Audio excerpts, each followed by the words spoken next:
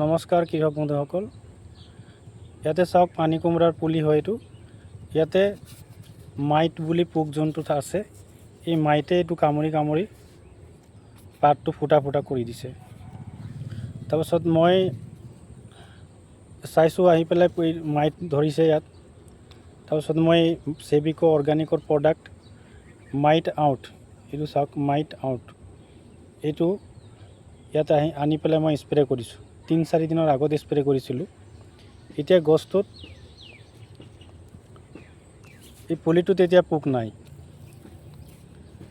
মানে আপুনি যদি গছৰ পুলি সৰু থাকোঁতে এই মাইট আউট মেডিচিনটো যদি আপুনি ব্যৱহাৰ কৰে, স্প্ৰে কৰি দিয়ে, তেতিয়াহ'লে আপোনাৰ যোনটো ক্ষতি কৰে, এই ক্ষতিটো কৰিব নোৱাৰে।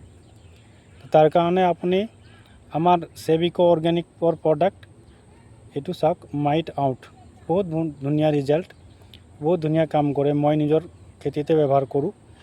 আৰু মাইট আউটটো এই মাইট যদি ব্যৱহাৰ কৰে, আপোনাৰ যিকোনো আপোনাৰ গছতে কিন্তু কোনো ধৰণৰ পোক পৰুৱা নহয়।